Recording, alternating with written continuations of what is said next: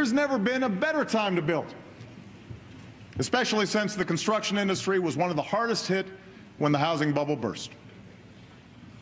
Of course, construction workers weren't the only ones who were hurt. So were millions of innocent Americans who've seen their home values decline. And while government can't fix the problem on its own, responsible homeowners shouldn't have to sit and wait for the housing market to hit bottom to get some relief. And that's why I'm sending this Congress a plan that gives every responsible homeowner the chance to save about $3,000 a year on their mortgage by refinancing at historically low rates. No more red tape, no more runaround from the banks. A small fee on the largest financial institutions will ensure that it won't add to the deficit and will give those banks that were rescued by taxpayers a chance to repay a deficit of trust.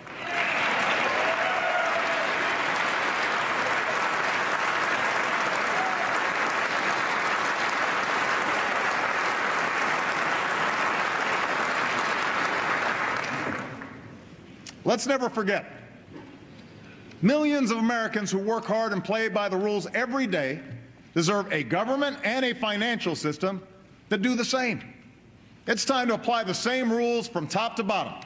No bailouts, no handouts, and no cop-outs. An America built to last insists on responsibility from everybody.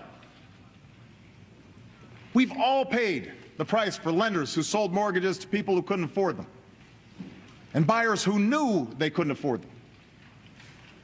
That's why we need smart regulations to prevent irresponsible behavior.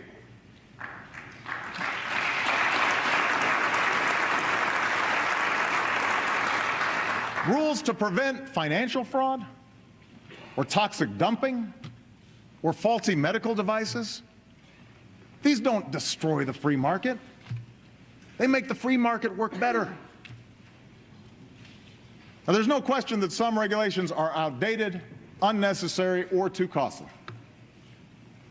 In fact, I've approved fewer regulations in the first 3 years of my presidency than my Republican predecessor did in his.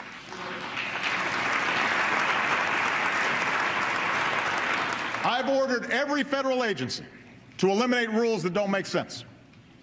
We've already announced over 500 reforms, and just a fraction of them will save business and citizens more than $10 billion over the next 5 years. We got rid of one rule from 40 years ago that could have forced some dairy farmers to spend $10,000 a year proving that they could contain a spill because milk was somehow classified as an oil. And with a rule like that, I guess it was worth crying over spilled milk.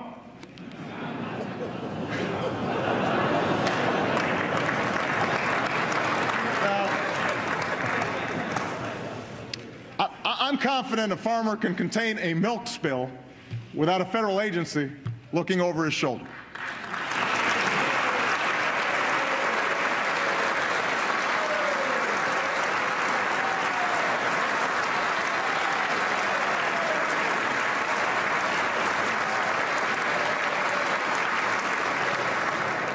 But I will not back down from making sure an oil company can contain the kind of oil spill we saw in the Gulf 2 years ago.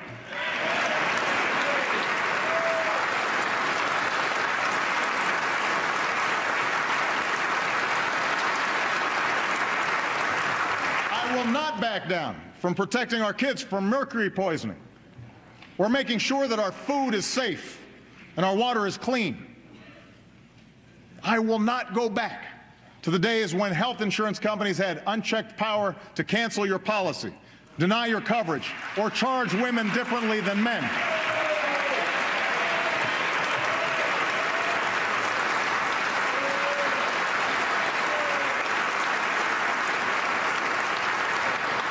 And I will not go back to the days when Wall Street was allowed to play by its own set of rules. The new rules we passed restore what should be any financial system's core purpose: getting funding to entrepreneurs with the best ideas and getting loans to responsible families who want to buy a home or start a business or send their kids to college. So if you are a big bank or financial institution, You're no longer allowed to make risky bets with your customers' deposits. You're required to write out a living will that details exactly how you'll pay the bills if you fail, because the rest of us are not bailing you out ever again.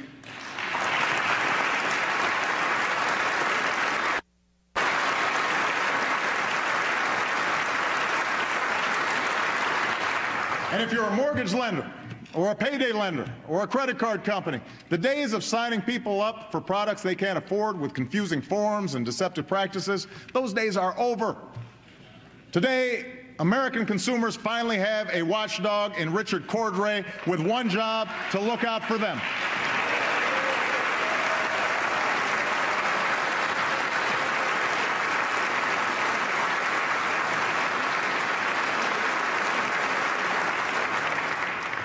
We'll also establish a financial crimes unit of highly trained investigators to crack down on large-scale fraud and protect people's investments.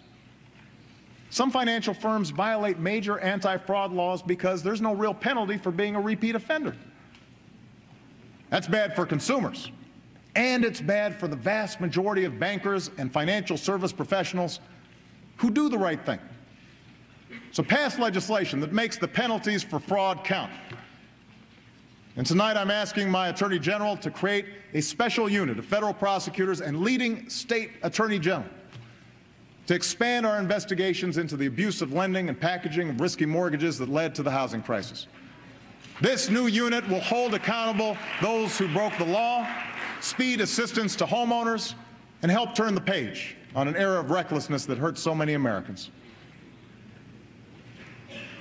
Now, a return to the American values of fair play and shared responsibility will help protect our people and our economy.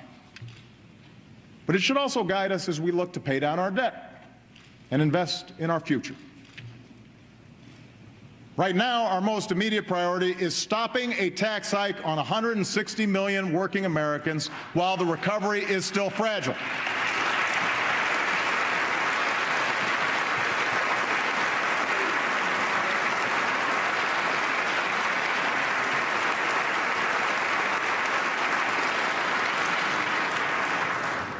People cannot afford losing $40 out of each paycheck this year. There are plenty of ways to get this done. So let's agree right here, right now. No side issues, no drama. Pass the payroll tax cut without delay. Let's get it done.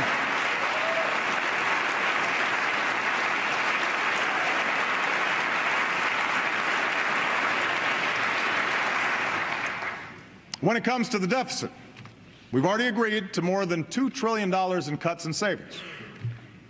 But we need to do more. And that means making choices. Right now, we're poised to spend nearly $1 trillion more on what was supposed to be a temporary tax break for the wealthiest 2% of Americans. Right now, because of loopholes and shelters in the tax code, a quarter of all millionaires pay lower tax rates than millions of middle-class households. Right now, Warren Buffett pays a lower tax rate than his secretary.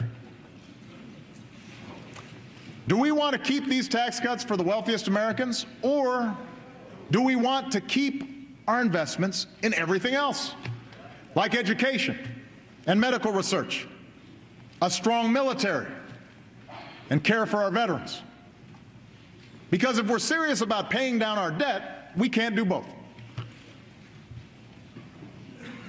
The American people know what the right choice is.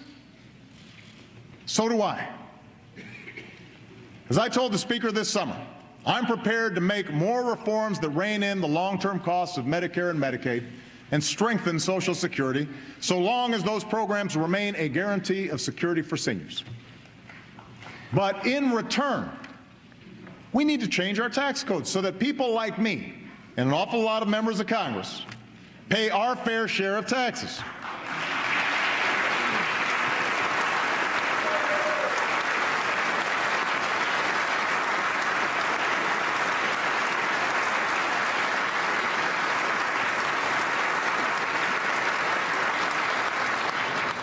Tax reform should follow the Buffett rule.